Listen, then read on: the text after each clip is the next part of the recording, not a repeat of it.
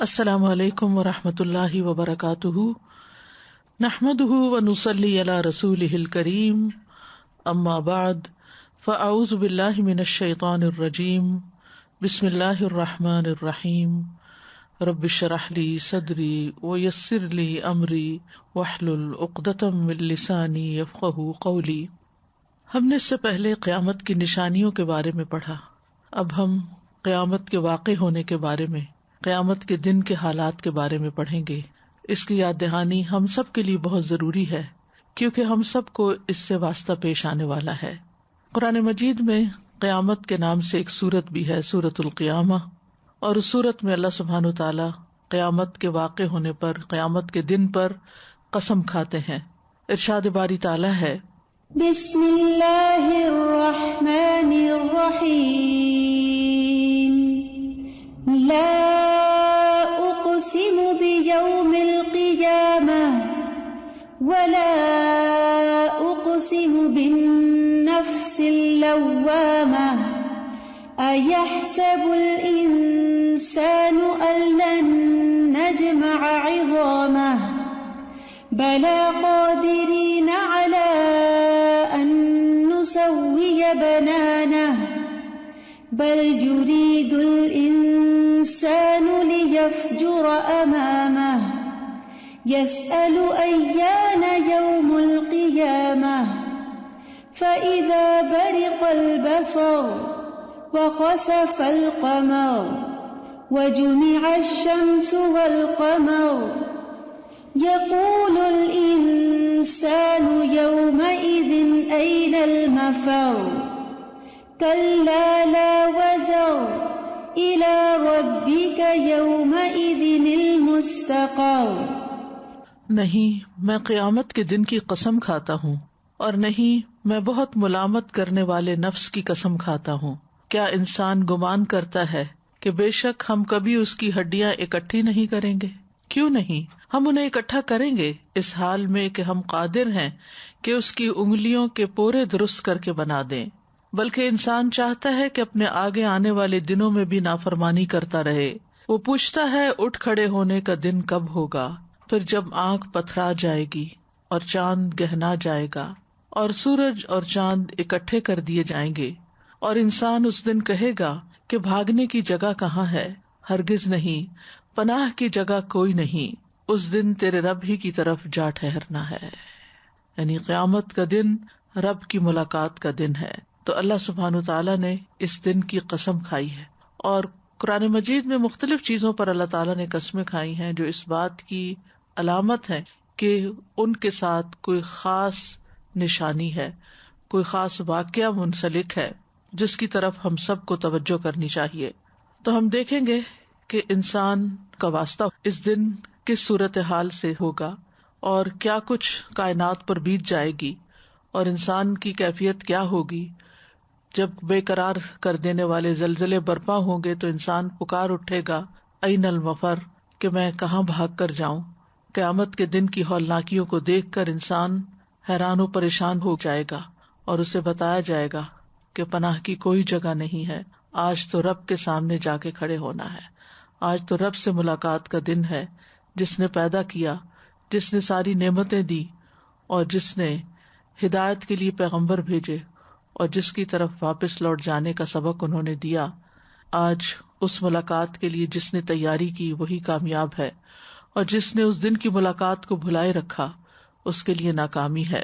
سب سے پہلی بات جو یاد رکھنے کی ہے وہ یہ کہ یہ دنیا فانی ہے، یہ دنیا ہمیشہ کے لیے نہیں ہے، یہ ختم ہو جانے والی ہے، یہ دنیا آزمائش کا گھر ہے۔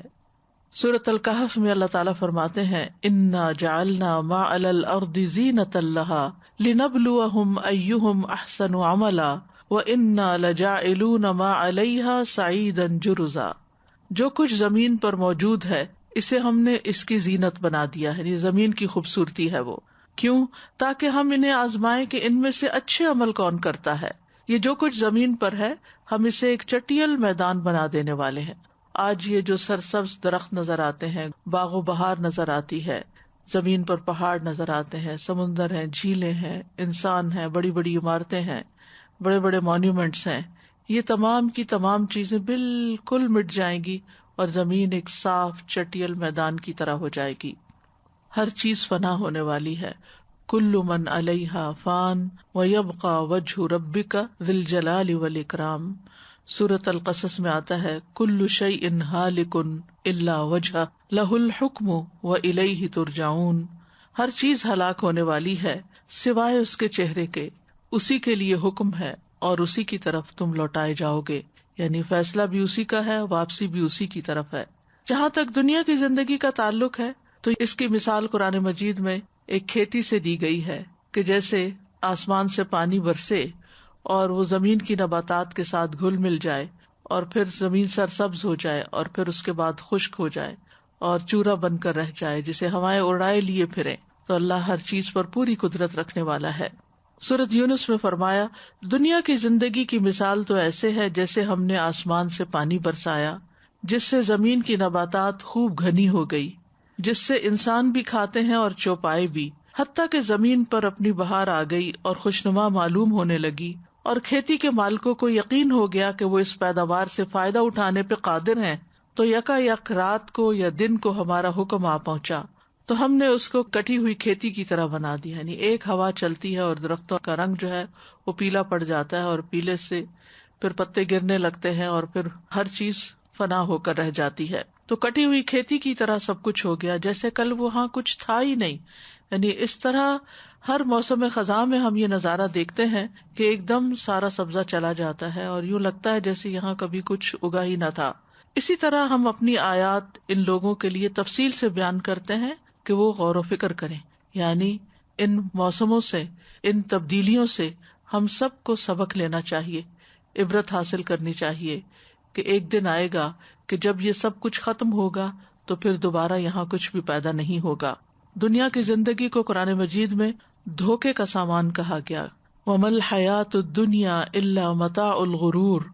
اور دنیا کی زندگی تو دھوکے کے سامان کے سوا کچھ نہیں. یعنی انسان اس کے بارے میں بڑی لمبی لمبی امیدیں رکھتا ہے، بہت کچھ بنا بنا کے رکھتا ہے، جوڑ جوڑ کے رکھتا ہے، لیکن ایک وقت آئے گا کہ یہ سب کچھ یہاں سے ختم ہو جائے گا کیونکہ یہ دنیا عارضی ہے اور آخرت ہمیشگی کا گھر ہے، ہمیشہ ہمیشہ رہنے کی جگہ ہے. اس لیے بہت ضروری ہے کہ انسان اس زندگی کی تیاری کرے جو ہمیشہ باقی رہنے والی ہے.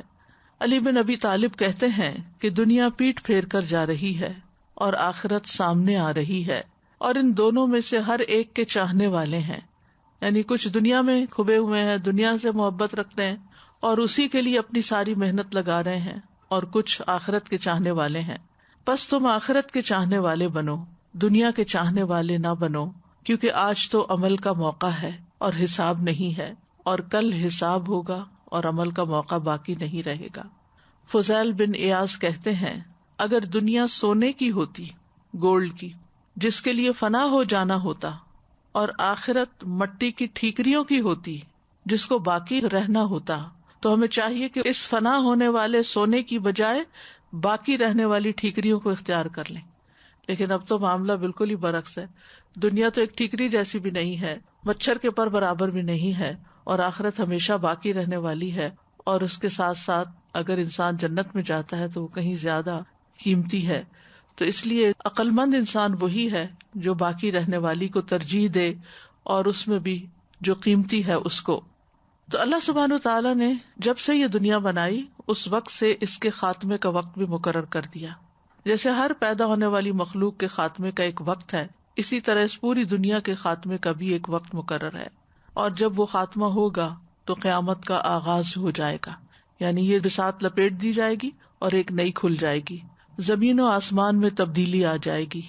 سورۃ ابراہیم میں آتا ہے یوم تبدل الارض غیر الارض والسماوات وبرزوا للہ الواحد القہار. جس دن یہ زمین اور زمین سے بدل دی جائے گی، یعنی زمین کا نقشہ بدل جائے گا اور سب آسمان بھی، یعنی ان کا بھی رنگ اور حالت تبدیل ہو جائے گی، اور لوگ اللہ کے سامنے پیش ہوں گے جو اکیلا اور بڑا زبردست ہے. تبدیلی ویسے بھی انسان کے اوپر بڑی بھاری ہوتی ہے. آپ دیکھیں کہ جب ایک روشن دن کے بعد اچانک سیاہ بادل آ جائیں، زمین پہ اندھیرا آ جائے تو دل میں گھبراہٹ پیدا ہو جاتی ہے. یا اسی طرح انسان کا گزر کسی ایسی جگہ پر ہو جو پہلے آباد تھی اور پھر ویران ہو جائے تو انسان کے لیے بڑی پریشان کن صورتحال ہوتی ہے. تو یہ دنیا کی آبادی اور رونق اور ترقی یہ سب کچھ ختم ہو کر ایک دن یہ زمین کچھ اور ہو جائے گی, آسمان کچھ اور ہو جائے گا اور ہم اللہ کے سامنے کھڑے ہوں گے. یہ ہولناک تبدیلیاں جو ہیں پوری کائنات میں واقع ہوں گی. وہ دن جس میں یہ تبدیلی شروع ہوگی زمین و آسمان پر بھاری دن ہوگا, یعنی یہ آسان نہیں, یہ بڑا مشکل وقت ہوگا. سورۃ الاعراف میں آتا ہے یسألونک عن الساعۃ ایان مرساہا قل انما علمها عند ربی لا یجلیہا لوقتها الا هو ثقلت فی السماوات والارض لا تأتیکم الا بغتہ یسألونک کأنک حفی عنہا قل انما علمها عند اللہ ولکن اکثر الناس لا یعلمون. وہ آپ سے قیامت کے بارے میں پوچھتے ہیں کہ اس کا قیام کب ہوگا. کہہ دیجئے اس کا علم تو میرے رب ہی کے پاس ہے, اسے اس کے وقت پر اس کے سوا کوئی ظاہر نہیں کرے گا. یعنی اس کا علم نہ کسی مقرب فرشتے کو ہے, نہ کسی نبی کو ہے, نہ کسی جن کو ہے, کسی انسان کو نہیں. وہ صرف اللہ کو پتا ہے کہ کس دن وہ وقت آنا ہے. ہاں, تم اس بارے میں پوچھنے کی بجائے کہ کب آئے گا, یہ دیکھو کہ اس دن پھر ہوگا کیا. وہ دن آسمان و زمین میں بھاری واقع ہوگا, یعنی وہ تبدیلی جو ہے بہت بھاری ہوگی. پھر یہ کہ اچانک ہوگی, اچانک, جس کے لیے انسان پریپیئرڈ نہیں ہوگا. آپ سے پوچھتے ہیں جیسے آپ اس کے بارے میں خوب تحقیق کرنے والے ہیں. کہہ دیجئے اس کا علم تو اللہ ہی کے پاس ہے مگر اکثر لوگ جانتے نہیں ہیں. اس دن کو یوم عظیم بھی کہا گیا کہ یہ بہت بڑا دن ہوگا, یہ عام دنوں کی طرح نہیں ہوگا. الا یظن اولئک انہم مبعوثون لیوم عظیم یوم یقوم الناس لرب العالمین. کیا یہ لوگ یقین نہیں رکھتے کہ بے شک وہ اٹھائے جانے والے ہیں ایک بڑے دن کے لیے جس دن لوگ رب العالمین کے لیے کھڑے ہوں گے. یہ دن دہشت ناک ہوگا, تلخ دن ہوگا, یعنی انسان خوف زدہ ہوگا اس میں. بل الساعۃ موعدہم والساعۃ ادہا وامر. بلکہ قیامت ان کے وعدے کا وقت ہے اور قیامت زیادہ بڑی مصیبت اور زیادہ کڑوی ہے. یعنی وہ دن آسان دن نہیں, ایک مشکل دن ہے, سنگین حادثات کا دن ہوگا. القارعہ مل قارعہ وما ادراک مل قارعہ. وہ کھٹکھٹانے والی, کیا ہے کھٹکھٹانے والی, اور تجھے کس چیز نے معلوم کرا دیا کہ وہ کھٹکھٹانے والی کیا ہے. جب تیز آندھی چلتی ہے تو کبھی آپ نے آوازیں سنی ہوگی کہ پتے آپس میں ٹکراتے ہیں یا برتن جا گرتے ہیں یا بعض اوقات عمارتوں میں ٹوٹ پوٹ ہوتی ہے. تو وہ جو شور ہوتا ہے, وہ آپس میں چیزیں جو ٹکرا رہی ہوتی ہیں وہ کھٹکھٹانے والی. تو یہ ایک چھوٹے پیمانے پر دنیا میں ہوتا ہے, یعنی تیز ہوا چلے یا کوئی زلزلہ آندھی آئے تو چیزیں آپس میں ٹکرانے لگتی ہیں جو قریب قریب ہوتی ہیں, ایک دوسرے پہ گرنے لگتی ہیں, درخت گر جاتے ہیں. تو آپ خود سوچئے کہ پھر ہر چیز ہی جب ٹکرا جائے گی اور ٹوٹ پوٹ جائے گی, ریزہ ریزہ ہو جائے گی, تو کیسا شور ہوگا اور کیسی آفت ہوگی. پھر یہ مصیبت ہر طرف چھا جائے گی, ہر چیز کو ڈھانپ لے گی. ابھی دنیا میں جب کوئی زلزلہ آتا ہے یا کوئی آندھی ٹورنیڈو وغیرہ ہوتا ہے تو وہ ایک مخصوص ایریا میں ہوتا ہے, ساری زمین پر نہیں ہوتا. لیکن سوچئے کہ یہ زمین کے مشرق و مغرب سے لے کے پوری زمین کے اوپر چھا جائے گی. فَإِذَا جَاءَتِ الطَّامَّةُ الْكُبْرَى يَوْمَ يَتَذَكَّرُ الْإِنسَانُ مَا سَعَى. پھر جب وہ ہر چیز پہ چھا جانے والی سب سے بڑی مصیبت آ جائے گی جس دن انسان یاد کرے گا جو اس نے کوشش کی. پھر یہ کہ اس کا شر ہر طرف پھیلا ہوا ہوگا. یوفون بالنذر ویخافون یوما کان شرہ مستطیرا. جو اپنی نظر پوری کرتے ہیں اور اس دن سے ڈرتے ہیں, یعنی نیک لوگ, جس کی مصیبت بہت زیادہ پھیلی ہوئی ہوگی. یعنی جدھر دیکھو ایک ہی منظر ہوگا. اس کو یوم عقیم بھی کہا گیا ہے, بانجھ کر دینے والا دن, یعنی جس میں کوئی خیر نہیں, یعنی کچھ اس میں سے نکلنے والا نہیں. بچوں کو بوڑھا کر دینے والا دن ہے. فَكَيْفَ تَتَّقُونَ إِن كَفَرْتُمْ يَوْمًا يَجْعَلُ الْوِلْدَانَ شِيبًا السَّمَاءُ مُنْفَطِرٌ بِهِ كَانَ وَعْدُهُ مَفْعُولًا. پھر تم کیسے بچو گے اگر تم نے کفر کیا اس دن سے جو بچوں کو بوڑھا کر دے گا. اتنا لمبا دن ہوگا اور غم اور دکھ کے مارے بوڑھے ہو جائیں گے. اس میں آسمان پھٹ جانے والا ہے, اس کا وعدہ ہمیشہ پورا ہو کر رہنے والا ہے. یہ وہ دن ہوگا جس میں حاملہ عورتیں اپنے حمل گرا دیں گی. یا ایھا الناس اتقوا ربکم ان زلزلۃ الساعۃ شیء عظیم یوم ترونها تذہل کل مرضعۃ عما ارضعت وتضع کل ذات حمل حملها وتری الناس سکارى وما هم بسکارا ولکن عذاب اللہ شدید. لوگوں اپنے رب سے ڈرتے رہو، بے شک قیامت کا زلزلہ بڑی ہولناک چیز ہے. جس دن تم اسے دیکھو گے ہر دودھ پلانے والی اس سے غافل ہو جائے گی جسے اس نے دودھ پلایا، یعنی ماں اپنے بچے کو بھول جائے گی. ہر حمل والی اپنا حمل گرا دے گی اور آپ لوگوں کو نشے میں دیکھیں گے، یعنی ان کے ہوش مارے جائیں گے جس قسم کی صورتحال چاروں طرف نظر آ رہی ہوگی. حالانکہ وہ ہرگز نشے میں نہیں ہوں گے، لیکن اللہ کا عذاب بہت سخت ہے. پھر سورۃ الانسان میں آتا ہے کہ یہ تیوریاں چڑھانے والا دن ہوگا. انا نخاف من ربنا یوما عبوسا قمطریرا. ہم اپنے رب سے اس دن سے ڈرتے ہیں جو بہت منہ بنانے والا، سخت تیوری چڑھانے والا دن ہوگا. بس اللہ انہیں اس دن کی مصیبت سے بچا لے گا اور انہیں انوکھی تازگی اور خوشی عطا فرمائے گا. یعنی جو لوگ نیک عمل کرنے والے ہوں گے ان کے لیے اس دن خوشخبری ہوگی. اس دن کی شدت سے دل پلٹ جائیں گے. یخافون یوما تتقلب فیہ القلوب والابصار. اللہ کے بندے اس دن سے ڈرتے ہیں جس میں دل اور آنکھیں الٹ جائیں گی، دل کانپیں گے، آنکھیں جھک جائیں گی. یوم ترجف الراجفہ تتبعها الرادفہ قلوب یومئذ واجفہ ابصارها خاشعہ. جس دن ہلا ڈالے گا سخت ہلانے والا زلزلہ، اس کے بعد ہی پیچھے آنے والا زلزلہ آئے گا، یعنی زلزلے پر زلزلہ آئے گا. دنیا میں تو ابھی یہ ہوتا ہے کہ ایک زلزلہ آتا ہے پھر ٹھہر جاتا ہے، کتنا بھی بڑا زلزلہ ہو لیکن تھوڑی دیر کے بعد، کچھ زلزلے چند سیکنڈز کے بعد اور کچھ منٹ کے بعد وہ رک جاتے ہیں. لیکن یہ زلزلے جب تک ہر چیز کو ختم نہیں کر دیں گے رکیں گے نہیں. کئی دل اس دن دھڑکنے والے ہوں گے، ان کی آنکھیں جھکی ہوئی ہوں گی. پھر یہ دن اور اس کے اندر کی چیخ پکار کانوں کو بہرا کر دے گی، نہیں اتنا شور ہوگا. فَإِذَا جَاءَتِ الصَّاخَّةُ. جب کانوں کو بہرا کرنے والی قیامت آ جائے گی، کلیجے منہ کو آ جائیں گے. وَأَنذِرْهُمْ يَوْمَ الْآزِفَةِ إِذِ الْقُلُوبُ لَدَى الْحَنَاجِرِ كَاظِمِينَ. اور انہیں قریب آنے والی گھڑی کے دن سے ڈراؤ جب غم کے مارے کلیجے منہ کو آئیں گے. وہ کیوں کہ ہم دنیا میں کچھ اچھا کام کر لیتے، آج کے دن کی تیاری کرتے. اس دن انسان جائے پناہ ڈھونڈے گا اور کہے گا این المفر، کہاں بھاگ کر جاؤں، لیکن اس دن کوئی پناہ کی جگہ نہ ہوگی. استجیبوا لربکم من قبل ان یأتی یوم لا مرد له من اللہ ما لکم من ملجأ یومئذ وما لکم من نکیر. لوگوں اپنے رب کی دعوت کو بھول کر لو، اپنے رب کی بات مان لو اس سے پہلے کہ وہ دن آ جائے جس کے ٹلنے کی اللہ کی طرف سے کوئی صورت نہیں. دنیا میں تو کوئی مصیبت آتی، آندھی آتی، طوفان آتا ہے، زلزلہ آتا ہے، یعنی بڑی سے بڑی آفت، موتیں واقع ہو جاتی ہیں، بلڈنگز گر جاتی ہیں، زمین میں لوگ دھنس جاتے ہیں. لیکن پھر اس کے بعد کیا ہوتا ہے؟ پھر زندگی رواں دواں ہو جاتی ہے. پھر کچھ عرصے کے بعد لوگ ان حادثوں کو بھول جاتے ہیں. لیکن وہاں وہ ٹلے گی نہیں آفت جب تک ہر ایک اپنے انجام کو نہ پہنچ جائے. اس دن تمہارے لیے کوئی جائے پناہ نہ ہوگی اور نہ تمہارے لیے انکار کی کوئی صورت ہوگی. نہیں، جو تمہیں دیا جائے گا وہی تمہیں قبول کرنا ہوگا. کسی کا مکر و فریب اس دن کسی کام نہیں آئے گا. دنیا میں تو انسان اپنے کسی مصیبت سے بچنے کے لیے کچھ چالیں چل لیتا ہے، کچھ لوگوں سے مدد لے لیتا ہے، لیکن وہاں ایسا نہ ہوگا. یوم لا یغنی عنہم کیدہم شیئا ولا ہم ینصرون. جس دن نہ ان کی چال ان کے کسی کام آئے گی اور نہ ان کی مدد کی جائے گی. کوئی عہدہ اور منصب کام نہ آئے گا. یوم لا ینفع مال ولا بنون الا من اتی اللہ بقلب سلیم. جس دن نہ کوئی مال فائدہ دے گا نہ بیٹے، مگر جو اللہ کے پاس سلامتی والا دل لے کر آیا. کوئی رشتہ کام نہ آئے گا، نہ بیٹا باپ کو نہ باپ بیٹے کو، کوئی کسی کے کام نہ آئے گا.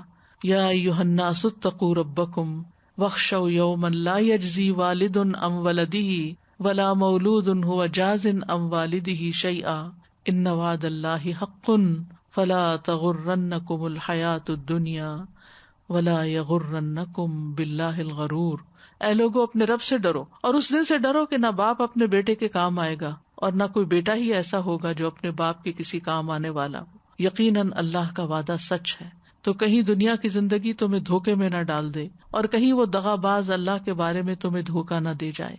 لہذا ہم سب کو اس بات کا احساس ہونا چاہیے کہ وہ دن ایسا دن ہے کہ جس دن انسان کو بس اس کے اپنے ہی عمل کام آئیں گے اور وہی فائدہ ہوگا جو اس نے اپنے لیے کمایا. باقی اس کی اولاد ہو یا اس کے مال ہو، اگر ان کو نیکی کے راستے میں لگایا تو وہ صدقہ جاریہ بن کے فائدہ دیں گے. ورنہ ویسے اگر کوئی کسی مشکل میں پھنس گیا، کسی مصیبت میں آ گیا، کوئی بھی ساتھ دینے والا نہ ہوگا. السلام علیکم. میں کہتی ہوں آج کل جو حالات ہیں اس کو سمجھنے میں بہت آسانی ہے کہ ساری دنیا میں ایک ساتھ اللہ تعالیٰ نے جو بھیج دی وبا، اور جب کوئی بیمار ہو جائے ہاسپٹل جاتے ہیں تو کوئی ان کے ساتھ نہیں جا سکتا، وہ اکیلے ہوتے ہیں. تو اس بات کو اچھی طرح سے سمجھ آ سکتی ہے. یہ وبا کوئی ایسی دل دہلا دینے والی اس طرح نہیں ہے کہ کوئی سامنے سے مصیبت آ رہی ہو، لیکن ایک غیر محسوس اور خاموش مصیبت ہے، یہ چھپی ہوئی، پتہ بھی نہیں چلتا، اور اس کا نتیجہ یہ کہ انسان بالکل تنہا رہ جاتا ہے، کہ کوئی بھی ساتھ نہیں دیتا. اور یہ ہمارے سامنے لوگ جو مر کے جاتے ہیں قبروں میں اکیلے، کوئی بھی ساتھ نہیں ہوتا، اندھیری راتیں اور ورنہ مٹی کے نیچے دبے ہوئے ہوتے ہیں. ہمارے لیے پتہ نہیں کتنے دن اس زمین کے اوپر ہے. تو جو لوگ اوپر رہ کے کچھ کر لیتے ہیں وہ اندر جا کے بھی پھر خوشحال ہوتے ہیں، لیکن جو اوپر رہ کے اللہ کو بھولے رہے اور اس دن کو بھولے رہے اور اس کی تیاری نہ کرے. تیاری کرنے کا مطلب ایک تو یہ کہ نیک عمل کریں، اور ایک یہ کہ نیک عمل اللہ کی رضا کے لیے کریں، یعنی کہ اس دن کی تیاری کے لیے کریں. استاذہ جو بھی آپ نے حدیث بیان فرمائی، آخرت ٹھیکری کی طرح سے بھی ہو تو اس کو بھی لے لیں، لیکن دنیا میں تو ہم بالکل الٹ دیکھتے ہیں استاذہ جی، جو جلدی ملنے والی چیز ہے اسی کے لیے جاتے ہیں. ٹھیکری برابر بھی ہو تو لے لیتے ہیں وہ، جی بالکل، کہ شارٹ ٹرم میں جو چیز جس کا فائدہ زیادہ جلدی نظر آ رہا ہو اس کو ہم جلدی سے گراب کرتے ہیں. استاذہ مجھے یہ ہو رہا ہے کہ نیک عمل تو کر رہے ہیں، لیکن سب سے بڑی فکر کی بات یہ کہ اسے ضائع نہ کر دیں. ضائع کرنا ایسا ہے جیسے کہ جمع بھی کر رہے ہیں پھر یہاں سے ضائع ہوتا چلا جا رہا ہے، اور وچ از ہڈن، نظر نہیں آ رہا. ریاکاری سے، احسان جتا کے، اذیت دے کے، اس پہ فخر کر کے، غیبت کر کے، ہاں غیبت کر کے، دوسروں کا حق مار کے، کسی پہ ظلم کر کے. ون سائڈ حسنات اینڈ دوسری سائڈ پہ سارا کچھ. اسی لیے انسان کسی وقت بھی امن اور چین سے نہیں رہ سکتا کہ میں نے بہت کچھ کر لیا، یہ نہیں پتا کہ جمع کتنا کیا اور اڑا کتنا دیا. پہلے تو یہ بات ہے کہ ہماری پلاننگ اتنی لمبی ہیں، دنیا کی پلاننگز، کہ وہ کہیں ختم ہونے کو نہیں آ رہی، اور اپنی خواہشات کی تکمیل جو ہے وہ اتنی زیادہ ہے کہ اگر کسی کو کہہ دیتے ہیں یا خود اپنے آپ کو بھی سمجھاتے ہیں کہ اس پہ صبر کر جاؤ، کوئی بات نہیں، اگر کسی نے تمہیں کچھ کہہ دیا ہے یا کوئی بات ہو گئی ہے، یہ دنیا کے لیے ہے خالی. اور دوسرا یہ کہ دنیا کا سامان جو ہے اس میں ہم کسی حد پہ نہیں رکتے کہ یہ اتنا ہمارے لیے کافی ہے کہ اس پہ قناعت کر جائیں، مزید بنانے پہ دوڑ پڑتے ہیں، پھر اس کو مزید بڑھانے پہ، مزید بڑھانے پہ، تو آخرت کے لیے پھر کچھ بچتا ہی نہیں، نہ وقت بچتا نہ مال بچتا ہے. قیامت کے دن مزید کیا تبدیلیاں ہوں گی، کیونکہ پیچھے ہم نے پڑھا کہ ساری کائنات اس سے متاثر ہوگی، نظام فلکی میں تغیرات واقع ہوں گے.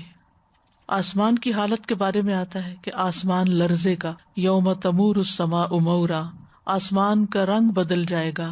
فَإِذَا انشَقَّتِ السَّمَاءُ فَكَانَتْ وَرْدَةً كَالدِّهَانِ، جب آسمان پھٹے گا تو سرخ چمڑے کی طرح گلابی ہو جائے گا.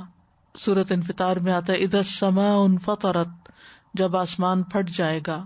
الفرقان میں آتا ہے وَيَوْمَ تَشَقَّقُ السَّمَاءُ بِالْغَمَامِ وَنُزِّلَ الْمَلَائِكَةُ تَنزِيلًا، جس دن آسمان بادل کے ساتھ پھٹ جائے گا اور فرشتے اتارے جائیں گے، لگاتار اتارا جانا. آسمان دروازے دروازے ہو جائے گا.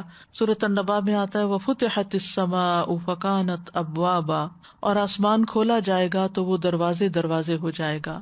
آسمان کی کھال اتار دی جائے گی. وَإِذَا السَّمَاءُ كُشِطَتْ، آسمان پگھلے ہوئے تانبے کی طرح ہو جائے گا. یوم تکون السماء کالمہل، آسمان میں دھواں ہوگا. فارتقب یوم تأتی السماء بدخان مبین، انتظار کرو جس دن آسمان ظاہر دھواں لائے گا، آسمان سے آگ برسے گی. رسول اللہ صلی اللہ علیہ وسلم نے فرمایا قیامت کے دن جب لوگوں کو اٹھایا جائے گا تو آسمان گویا ان پہ آگ برسا رہا ہوگا، کیونکہ سورج بھی بہت قریب آ جائے گا اور شدید ہولناک منظر ہوگا. سوچئے قیامت کے دن قبر سے اٹھ رہے ہیں، جیسے بیڈ سے سو کے اٹھتے ہیں تو ایک دم نظر کھڑکی پہ جاتی ہے کہ روشنی ہے کہ اندھیرا ہے، کیا ٹائم ہو گیا ہے، اور ہم امن میں ہوتے ہیں، سکون میں اٹھ کے پھر باقی کام کاج شروع کر دیتے ہیں. تو سوچئے کہ اگر کسی دن انسان اٹھے، اور قبر کی زندگی نیند کی ایک زندگی ہے جس کے لیے وہ اچھی ہو، عذاب نہ ہو، تو جب وہ سو کے وہاں سے اٹھے گا اور باہر نکل کے دیکھے گا تو گویا آسمان آگ برسا رہا ہے، یعنی اس کا رنگ اس طرح ہوگا اور گرمی بھی ہوگی. پھر سورج، چاند اور ستاروں کی حالت، سورج لپیٹ دیا جائے گا. اذا الشمس کورت، پھر چاند گہنا جائے گا. وخسف القمر وجمع الشمس والقمر، سورج اور چاند ملا دیے جائیں گے، ستارے بے نور ہو جائیں گے اور بکھر جائیں گے. فاذا النجوم طمست واذا الکواکب انتثرت، ستارے بکھر کر گر پڑیں گے، یعنی ہر چیز کے اندر ایک تلاطم برپا ہو جائے گا. پھر زمین میں تبدیلیاں آ جائیں گی. زمین کسی اور زمین سے تبدیل کر دی جائے گی. زمین کے اندر جو کچھ ہے وہ نکالے گی باہر، چاہے انسان ہے مرے ہوئے، چاہے سونا چاندی، کچھ بھی جو دفن ہوگا سب نکال باہر کرے گی. وَأَلْقَتْ مَا فِيهَا وَتَخَلَّتْ، جو کچھ اس میں ہے اسے باہر پھینک دے گی اور خالی ہو جائے گی. اللہ کے ڈر سے زمین کانپنا شروع کر دے گی. یوم ترجف الارض والجبال وکانت الجبال کثیبا مہیلا، جس دن زمین اور پہاڑ لرزنے لگیں گے اور پہاڑ بھربری ریت کے پھسلتے ہوئے تودے بن جائیں گے. پھر زمین ہچکولے لے گی. اذا رجت الارض رجا، یعنی جرکس آئیں گے اس میں، ریزہ ریزہ ہو جائے گی. وحملت الارض والجبال فدکتا دکتا واحدا، زمین اور پہاڑوں کو اٹھا کر ایک ہی چوٹ میں ریزہ ریزہ کر دیا جائے گا اور پھر اس کے بعد ہموار کر کے زمین پھیلا دی جائے گی. فَيَذَرُهَا قَاعًا صَفْصَفًا لَا تَرَىٰ فِيهَا عِوَجًا وَلَا أَمْتًا، اور زمین کو ایسا صاف میدان بنا دے گا کہ آپ اس میں کوئی نشیب و فراز نہیں دیکھیں گے، کوئی اونچ نیچ نہیں ہوگی، بالکل پلین صاف روٹی کی طرح. زمین اپنے خزانے باہر نکال دے گی، بوجھ اپنے نکال دے گی. اذا زلزلت الارض زلزالها واخرجت الارض اثقالها، زمین اپنے اندر کے سارے بوجھ نکال باہر کرے گی. پھر پہاڑوں کی کیا حالت ہوگی؟ زمین اور پہاڑ ٹکرا جائیں گے. وحملت الارض والجبال فدکتا دکتا واحدا، ایک ہی چوٹ میں ایک بار ٹکرا کے ان سب کو ریزہ ریزہ کر دیا جائے گا. پہاڑ سراب بن جائیں گے. وسیرت الجبال فکانت سرابا، دھنکی ہوئی رنگین اون کی طرح ہو جائیں گے. وتکون الجبال کالعہن المنفوش، اور پہاڑ دھنکی ہوئی رنگین اون کی طرح ہو جائیں گے، ریت کی طرح ہو جائیں گے. یعنی ایک دوسرے سے ملتی جلتی چیزیں ہیں اور پھر سٹیجز بھی ہو سکتی ہیں. یوم ترجف الارض والجبال وکانت الجبال کثیبا مہیلا، جس دن زمین اور پہاڑ کانپیں گے اور پہاڑ گرائی ہوئی ریت کے ٹیلے ہو جائیں گے، یعنی چھوٹے چھوٹے ٹیلے، اور پھر وہ بھی اڑ کے سارے صاف ہو کے زمین برابر ہو جائے گی، غبار بن جائیں گے. وبست الجبال بسا فکانت ہباء منبثا، پہاڑ ریزہ ریزہ کر دیے جائیں گے، خوب ریزہ ریزہ کیا جانا، پس وہ پھیلا ہوا غبار بن جائیں گے. سمندروں کی حالت کیا ہوگی؟ سمندر بھڑک اٹھیں گے، پھٹ جائیں گے. وَإِذَا الْبِحَارُ سُجِّرَتْ، اور الانفطار میں آتا ہے وَإِذَا الْبِحَارُ فُجِّرَتْ، جب سمندر پھاڑ دیے جائیں گے. اور سورۃ تکویر میں سمندر بھڑکا دیے جائیں گے، ان میں آگ بھڑک اٹھے گی. اور پھر سور پھونکا جائے گا.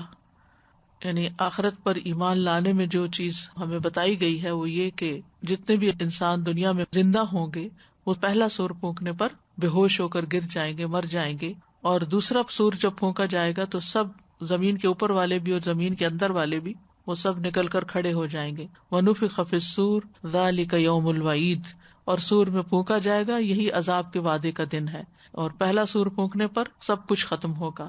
اور سور کے بارے میں آتا ہے کہ یہ بدترین لوگوں پر پھونکا جائے گا. اس وقت زمین پر کوئی اللہ کا نام لینے والا نہیں ہوگا، اور جو بھی سنے گا وہ ایک طرف گردن کو جھکا دے گا، یعنی گردنیں ٹیڑھی ہو جائیں گی، کوئی بھی زندہ نہیں رہے گا. اور سور کے لیے جو لفظ آتا ہے وہ ناقور بھی آتا ہے. فَإِذَا نُقِرَ فِي النَّاقُورِ، جب سور میں پھونک مار دی جائے گی. مجاہد کہتے ہیں کہ سور ایک چمڑے کی پھونکنی کی طرح ہے. عبداللہ بن عمر کہتے ہیں ایک دیہاتی نے پوچھا اللہ کے رسول سور کیا ہے؟ آپ نے فرمایا یہ ایک سینگ ہے جس میں قیامت کے دن پھونک ماری جائے گی، جیسے ہارن ہوتا ہے اس طرح اس میں پھونک ماری جائے گی. اور پھونک کے لیے نفخ کا لفظ آتا ہے، ذا نفخ فی الصور، اور نفخ کا مطلب ہوتا ہے کسی چیز میں پھونک مارنا. اور نفخ الروح بھی کہتے ہیں، یعنی جسم میں روح کا پھونکا جانا، جیسے جب بچہ ماں کے پیٹ میں ہوتا ہے تو فرشتہ آ کے روح پھونکتا ہے. منفاخ دھونکنی کو کہتے ہیں اور اس کی جمع منافیخ ہوتی ہے. نفخ جو ہے یہ مطلب ہوا کو دھکیلنا پھونک مار کے، تو یہ مخصوص وقت میں مخصوص فرشتے کی طرف سے ایک مخصوص پھونک ہے، یعنی ایک خاص فرشتہ اس کام پر متعین ہے جس کو صاحب السور کہا جاتا ہے. بعض نے اس کا نام اسرافیل بھی بتایا، لیکن حدیث کی روح سے اسرافیل نام نہیں پتہ چلتا، لیکن صاحب السور یعنی جس کو سور تما دیا گیا ہے. اور ایک مخصوص طرح سے وہ بلو کرے گا اس میں، اور پھر ہر چیز جو ہے وہ ٹوٹ پھوٹ جائے گی، ختم ہو جائے گی. فَإِذَا نُقِرَ فِي النَّاقُورِ کے بارے میں ابن عباس کہتے ہیں کہ رسول اللہ صلی اللہ علیہ وسلم نے فرمایا میں کس طرح نعمتوں سے لطف اندوز ہو سکتا ہوں، یعنی کیسے بے فکر ہو سکتا ہوں، جبکہ سور پھونکنے والے فرشتے نے اپنا منہ سور سے لگایا ہوا ہے، اپنی پیشانی جھکا رکھی ہے، کان متوجہ کر رکھے ہیں کہ کب اسے حکم ہوتا ہے اور وہ اس میں سور پھونکے. تو نبی صلی اللہ علیہ وسلم کے صحابہ نے عرض کیا کہ پھر ہم کیا کریں؟ آپ نے فرمایا کہو حسبنا اللہ و نعم الوکیل علی اللہ توکلنا، ہمیں اللہ کافی ہے اور وہ بہترین کارساز ہے اور ہم اللہ پہ بھروسہ رکھتے ہیں. یعنی جب انسان قیامت کے دن کی گھبراہٹوں اور پریشانیوں کے بارے میں سنے تو پھر کیا پڑھے؟ حسبنا اللہ و نعم الوکیل. اور پھر یہ کہ سور پھونکنے والا فرشتہ جو ہے بہت ذمہ دار فرشتہ ہے. رسول اللہ صلی اللہ علیہ وسلم نے فرمایا سور پھونکنے والے فرشتے کو جب سے یہ ذمہ داری دی گئی ہے تب سے وہ تیار حالت میں اپنی آنکھیں عرش کی طرف لگائے ہوئے ہے، اس بات سے ڈرتے ہوئے کہ کہیں حکم ملنے سے پیشتر اس کی نگاہ ادھر ادھر نہ ہو جائے، گویا کہ اس کی آنکھیں دو روشن ستارے ہیں. یعنی وہ اتنا متوجہ ہے، ادھر ادھر بھی نہیں دیکھتا، صرف اس ڈر سے کہ کہیں مجھے حکم ملے اور میرا دھیان کہیں اور ہو. یعنی وہ پوری طرح فلی فوکسڈ ہے کہ اس کو جب حکم ملے اور وہ سور میں پھونک مار دے. اور یہ اچانک ہوگا، یعنی اس کا کوئی مقرر وقت انسانوں کو نہیں پتا. رسول اللہ صلی اللہ علیہ وسلم نے فرمایا قیامت اس حال میں آئے گی کہ دو آدمی کپڑے خرید و فروخت کے لیے پھیلائے ہوئے ہوں گے، ابھی خرید و فروخت بھی نہیں ہوئی ہوگی اور نہ انہوں نے اسے لپیٹا ہوگا کہ قیامت قائم ہو جائے گی. اس حال میں قائم ہوگی قیامت کہ ایک شخص اپنی اونٹنی کا دودھ لے کر آ رہا ہوگا اور پی بھی نہیں سکے گا. قیامت اس حال میں قائم ہو جائے گی کہ ایک شخص اپنا حوض تیار کرا رہا ہوگا اور اس کا پانی بھی نہیں پی پائے گا. قیامت اس حال میں قائم ہو جائے گی کہ ایک شخص اپنا لقمہ اپنے منہ کی طرف اٹھائے گا اور اسے کھا بھی نہ پائے گا. اتنی دیر میں قیامت آ جائے گی. تو اچانک بھی آئے گی اور جلدی بھی آئے گی.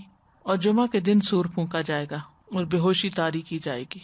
نبی صلی اللہ علیہ وسلم لوگوں کو وقتاً فوقتاً اس کے بارے میں آگاہ کرتے تھے، خبردار کرتے تھے.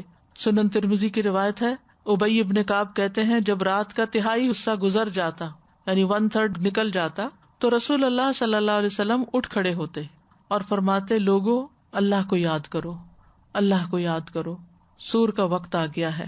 پھر اس کے بعد دوسری مرتبہ بھی پھونکا جائے گا، موت اپنے پیش آنے والے حالات کے ساتھ آ پہنچی ہے. تو اس حدیث سے واضح ہو جاتا ہے کہ ایک دفعہ پھونکا جائے گا تو لوگ بے ہوش ہو جائیں گے اور پھر دوسری دفعہ دوبارہ پھونکا جائے گا. اور سور پھونکنے والا فرشتہ جو اپنے پیدائش کے دن سے سور منہ میں لے کے بیٹھا ہے. یہ پھر تہجد کے وقت یعنی بگننگ ہوگی. اس حدیث میں آیا نا کہ نبی صلی اللہ علیہ وسلم رات کے آخری حصے میں اٹھتے اور کہتے لوگوں. نہیں، اس کا یہ مطلب نہیں کہ تہجد کے وقت سور پھونکا جائے گا. اس کا مطلب یہ ہے کہ دن تو دن رات میں بھی آپ اس کی یاد دہانی کرواتے تھے. لیکن ہماری زندگیوں میں اس کی یاد دہانی کہاں ہے کہ ہم اپنے بچوں کو یاد کروائیں، خود یاد کریں کہ ایک دن ایسا بھی آئے گا. قرآن مجید میں 2 دفعہ سور پھونکنے کا ذکر ہے، یعنی پہلا نفخہ اور دوسرا نفخہ. اور پہلا نفخہ زندوں کو مارنے کے لیے اور دوسرا مردوں کو زندہ کرنے کے لیے ہے. پہلے نفخے کی کیفیت کیا ہوگی؟ دہشت اور خوف کے لیے جو پھونک ماری جائے گی یہ قیامت کے دن کے آ جانے کی ابتدا ہوگی اور اس وقت سخت ہولناک قسم کا منظر ہوگا. پہلے سور کے پھونکتے ہی زمین اور آسمان میں تباہی مچ جائے گی، ہر چیز متاثر ہو جائے گی، جو زندہ ہے، ستارے، چاند، سورج، درخت، پہاڑ، پتھر، ہر چیز ہل کر رہ جائے گی. یعنی کوئی چیز ایسی نہیں ہوگی جو اس سے متاثر نہ ہو. یعنی اللہ تعالیٰ پہاڑوں کو چلا دیں گے جو بادلوں کی طرح گزر رہے ہوں گے، پھر زمین پہ زلزلے آ جائیں گے، جیسے کوئی کشتی سمندر میں ڈالی جائے اور وہ ڈول رہی ہو، یعنی کہ جرکس لگ رہے ہیں اس کو اور ادھر ادھر ہو رہی ہو کہ کہیں سنک نہ ہو جائے. انسان ہو، شیطان ہو، فرشتے ہوں، سب پر وہ دن بھاری ہوگا. جیسا کہ سورۃ الحاقہ میں آتا ہے فَإِذَا نُفِخَ فِي الصُّورِ نَفْخَةٌ وَاحِدَةٌ وَحُمِلَتِ الْأَرْضُ وَالْجِبَالُ فَدُكَّتَا دَكَّةً وَاحِدَةً فَيَوْمَئِذٍ وَقَعَتِ الْوَاقِعَةُ وَانشَقَّتِ السَّمَاءُ فَهِيَ يَوْمَئِذٍ وَاهِيَةٌ وَالْمَلَكُ عَلَى أَرْجَائِهَا وَيَحْمِلُ عَرْشَ رَبِّكَ فَوْقَهُمْ يَوْمَئِذٍ ثَمَانِيَةٌ. جب سور میں ایک دفعہ پھونک ماری جائے گی، ایک پھونک، سوچئے کتنی قوت کی پھونک ہوگی، اور زمین اور پہاڑوں کو اٹھا کر ایک ہی چوٹ میں ریزہ ریزہ کر دیں گے. ایک دن یہ واقعہ پیش آ جائے گا، اس کی کیفیت کیا ہے یہ اللہ ہی بہتر جانتا ہے. اور آسمان پھٹ جائے گا اور اس کی بندش ڈھیلی پڑ جائے گی، فرشتے اس کے کناروں پر ہوں گے اور 8 فرشتے آپ کے رب کا عرش اپنے اوپر اٹھائے ہوئے ہوں گے. اور پھر چیخ بھی ہوگی، ما ينظرون الا صيحة واحدة تأخذهم وهم يخصمون فلا يستطيعون توصية ولا الى اهلهم يرجعون ونفخ في الصور فاذا هم من الاجداث الى ربهم ينسلون وہ انتظار نہیں کر رہے مگر ایک چیخ کا جو انہیں پکڑ لے گی جبکہ وہ جھگڑ رہے ہوں گے. یعنی یہ زندوں کا حال ہے. پھر وہ کسی وصیت کی طاقت نہیں رکھیں گے، نہ اپنے گھر والوں کی طرف واپس لوٹیں گے. اور پھر دوبارہ سور پھونکا جائے گا تو کیا ہوگا؟ اچانک وہ اپنی قبروں سے نکل کر تیزی سے دوڑ رہے ہوں گے. اور سورۃ صاد میں آتا ہے کہ جو سور ہوگا یہ بغیر وقفے کے پھونکا جائے گا، یعنی ایک ہی بلو ہوگی چاہے لمبی جتنی بھی ہو. ما لہا من فواق کا لفظ آتا ہے کہ اس میں کوئی وقفہ نہیں ہوگا. لوگ آپس میں اپنے حسب نسب بھول جائیں گے، کوئی کسی کو پوچھے گا نہیں. فلا انصاب بینہم، کوئی رشتہ باقی نہیں رہے گا. آواز اتنی شدید ہوگی کہ لوگ سنتے ہی ہلاک ہو جائیں گے. اور ساری بادشاہت صرف اللہ رب العالمین کے لیے ہوگی. جب پہلا نفخہ ہو جائے گا اور ہر چیز ختم ہو جائے گی، ہر چیز کوائٹ ہو جائے گی، فرشتے بھی اور انسان بھی، وَيَبْقَى وَجْهُ رَبِّكَ ذُو الْجَلَالِ وَالْإِكْرَامِ، بس اللہ کی ذات باقی رہے گی. تو اس وقت اللہ تعالیٰ پکاریں گے کہ دنیا کے جبار کہاں ہیں.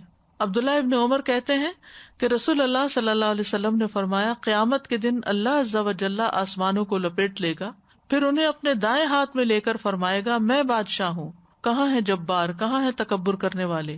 پھر زمینوں کو اپنے بائیں ہاتھ میں لے کر لپیٹے گا اور فرمائے گا میں بادشاہ ہوں، کہاں ہے جبار، کہاں ہے تکبر کرنے والے. اور کوئی جواب دینے والا نہیں ہوگا. تو اللہ تعالیٰ خود ہی فرمائیں گے للہ الواحد القہار. اب یہ دو سوروں کے درمیان کتنا فاصلہ ہوگا؟ 40 کا لفظ آتا ہے. ابو ہریرہ کہتے ہیں رسول اللہ صلی اللہ علیہ وسلم نے فرمایا 2 سور پھونکے جانے کے درمیان 40 فاصلہ ہوگا. ابو ہریرہ سے پوچھا گیا کیا 40 دن؟ وہ کہنے لگے مجھے نہیں معلوم. پوچھا گیا 40 مہینے؟ کہا مجھے نہیں معلوم. پھر پوچھا گیا 40 سال؟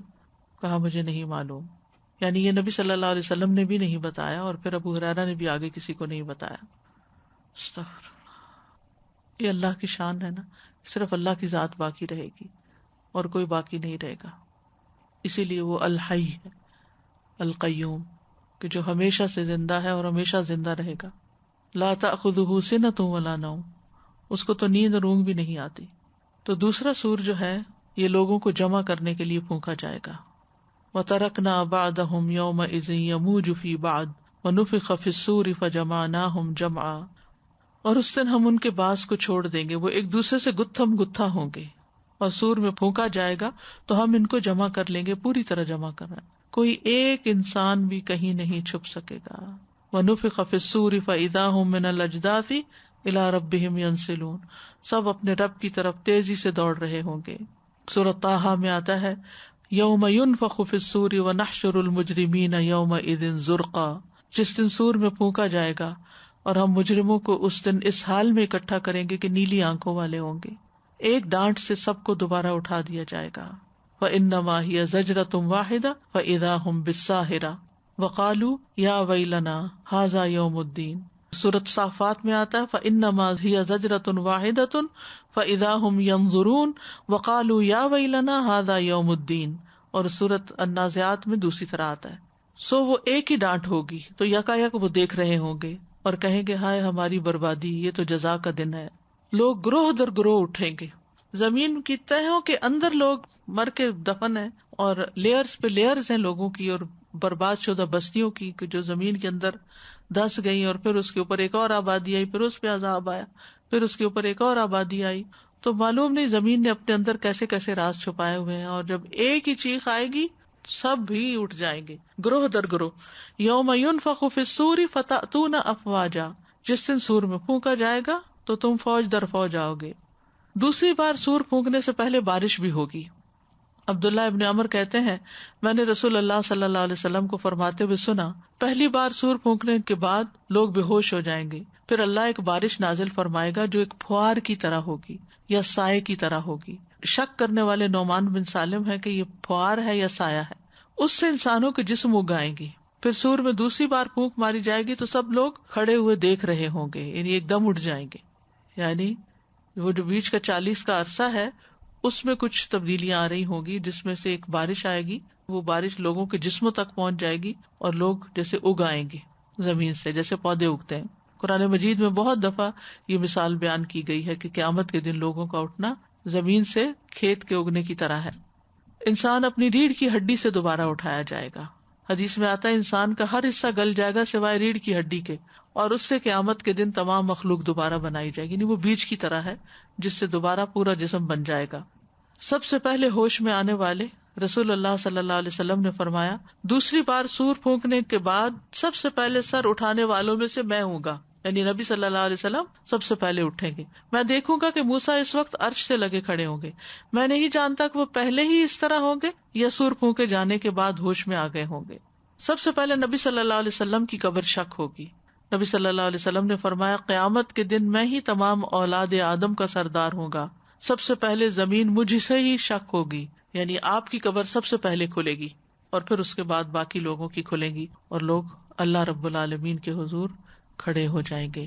تو یہ ہے قیامت کے دن کا وہ نقشہ جو قرآن میں بیان کیا گیا ہے. یہ باتیں ہم نے قرآن کی تعلیم کے دوران بھی پڑھی، احادیث میں پڑھی، عقیدے میں پڑھی، بہت دفعہ ہم پڑھ چکے ہیں. ان سب کو ایک جگہ اکٹھا کر کے اس وقت بیان کرنے کا مقصد کیا ہے کہ ہم اپنا سفر دیکھیں کہ ہم کہاں ہوں گے. یہ سب کچھ کیا دیکھنے کے لیے ہم تیار ہیں؟ اس دن کی ہم نے تیاری کر رکھی ہے یا نہیں؟ اس دن کا غم ہے یا نہیں؟ اس دن کی فکر ہے یا نہیں؟ جب بالکل تنہا ہوں گے اور اکیلے چھوڑ دیے جائیں گے اور ہر ایک کو اپنے اپنی فکر پڑی ہوئی ہوگی. تو اللہ سبحانہ تعالیٰ ہمیں اس کی تیاری کرنے کی توفیق عطا فرمائے. اصل مقصد یہ ہے ریمائنڈر کا، یاد دہانی کا. استاذہ جیسے بھی آپ نے فرمایا نا کہ بچوں کو بتانا چاہیے، تو استاذہ مجھے یاد ہے جب ہم چھوٹے تھے ہمیں بہت زیادہ ایک ایک بات پہ، جیسے بچے اگر کسی چیز کے لیے بھی لڑ رہے ہیں تو ضرور یہ کہا جاتا تھا کہ سب کچھ اتھے ہی رہ جانا ہے. اور ایک لفظ بہت زیادہ بزرگ خواتین بولتی تھی، رہے گا اللہ دا نام، کہ اللہ کا نام رہے گا. تو اب جو ہے میں دیکھتی ہوں کہ ہم لوگ اب مائیں یہ جملے کہاں بولتی ہیں. تربیت میں آخرت کی یاد بہت بڑا کردار ادا کرتی ہے.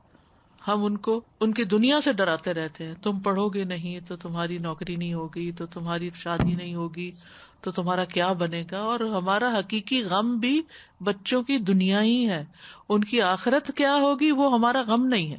جبکہ ہمیں یہ غم لگانے کی ضرورت ہے کہ یہ اگر نماز نہیں پڑھتے یا حجاب نہیں کرتے یا دین کے شرائع پہ عمل نہیں کرتے تو ان کی آخرت کا بنے گا کیا. اس چیز کی فکر لگنی چاہیے ہم کو کہ بچے وہ نہیں کرتے، پوچھتے نہیں ہیں یا یہ وہ نا.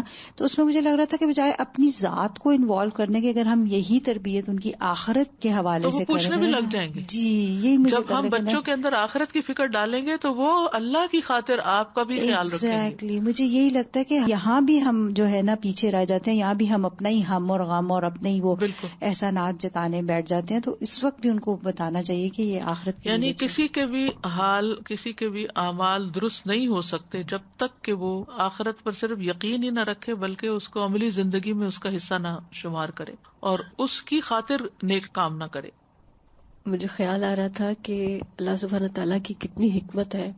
اللہ تعالیٰ کے کلام میں، قرآن کریم میں یہ ذکر قیامت کے دن کا اتنا پھیلا کے ڈسپرس کر دیا گیا، اور واقعتاً یہ کہ جتنا یہ دہلا دینے والا منظر ہے ان الفاظ سے بھی، کہ اگر ہم جب یہ یکجا کرتے ہیں نا تو دل کو کچھ ہونے لگتا ہے، یعنی برداشت کرنا مشکل ہے. تو اللہ تعالیٰ کی حکمت ہے کہ پھیلا دیا گیا ہے کہ ہم بار بار مختلف دنوں میں مختلف حصہ قرآن کا پڑھیں گے اور ہر دفعہ پڑھنے سے کچھ نہ کچھ ڈر ضرور آ جائے گا. ورنہ یہ کہ اتنا اوور پاورنگ ہے کہ ایک جگہ ایک ساتھ اگر ہم یہ سب کچھ امیجن کرنے لگ جائیں تو پتہ نہیں یہاں سے اٹھنا مشکل ہو جائے. ایک سوال آ رہا تھا ذہن میں کہ یہ جو سور پھونکا جائے گا اس سور میں ہی اتنی پاور ہوگی کہ جس سے یہ سب کچھ ہو جائے گا، یا وہ الارم ہے اور باقی سب چیزیں زلزلے بھی آئیں گے لیکن آغاز سور سے ہی ہوگا. اس میں اتنی پاور ہے. ہوا میں بہت طاقت ہوتی ہے، پھونک جو ہے ایک ہوا ہے نا. جی صحیح. استاذہ سور ایک تو ہوا بھی، اور ہو سکتا ہے کہ ساؤنڈ ویوز اتنی اسٹرانگ ہوں. جی ساؤنڈ ویوز جو ہے وہ ڈسٹروائے کر سکتی ہیں ہر چیز کو، چورا چورا. مخصوص ڈیسیبل کی آواز جو ہے وہ انسانوں کو مار دیتی ہے. بالکل خوفناک بات ہے نا جو لگتی ہے وہ یہ کہ دنیا میں جب کوئی پریشانی آتی ہے تو سب اکٹھے ہو جاتے ہیں، اپنے اختلافات بھول جاتے ہیں، ناراضگیاں بھول جاتے ہیں، بچے ماؤں کو چمٹنے لگتے ہیں، بہن بھائی اکٹھے ہو جاتے ہیں، کوئی وفات ہو جائے، کسی کا حادثہ ہو جائے، کچھ ہو جائے، سارے ایک جگہ آ جاتے ہیں. لیکن اس دن کوئی اکٹھا نہیں ہوگا. یہ بڑی خوفناک بات ہے. ہر ایک کو اپنی پڑ جائے گی، کوئی بھی ریلیف ایفرٹ نہیں ہوگی. سر میں دیکھ رہی تھی یہ جو کلمات ہیں حسبنا اللہ و نعم الوکیل، تو یہ کتنے اسٹرانگ کلمات ہیں. یعنی بالکل اس ہولناکی میں بھی ہمیں یہ بتایا کہ پڑھیں. پھر ابراہیم علیہ السلام کو جب آگ میں ڈالا تھا تو انہوں نے بھی اسی طرح پڑھا تھا. تو یہ نہیں جب انسان مشکل میں ہو تو یہ کلمات یاد رکھے. یہ کلمات یاد رکھے. کیونکہ بعض اوقات یہ جب انسان پڑھتا ہے یا پڑھاتا ہے یا سنتا ہے تو دل پہ عجب کیفیت ہوتی ہے، اور خصوصاً اگر رات کے وقت آنکھ کھلے اور اندھیرا ہو تو انسان کو ضرور یہ باتیں یاد آتی ہیں. تو پھر انسان سوچتا ہے کروں کیا، کوئی کام ہو کرنے کا، کوئی طریقہ ہو پتہ چل جائے کہ اس مشکل سے نکلیں. یعنی امیجن کرتا ہے نا کہ میں اس مشکل کے اندر آ گیا ہوں تو اب نکلوں کیسے. تو حسبنا اللہ و نعم الوکیل یہ پڑھنے کی ضرورت ہے. وآخر دعوانا ان الحمد للہ رب العالمین. سبحانک اللہم و بحمدک اشہد ان لا الہ الا انت استغفرک و اتوب الیک. السلام علیکم و رحمۃ اللہ وبرکاتہ.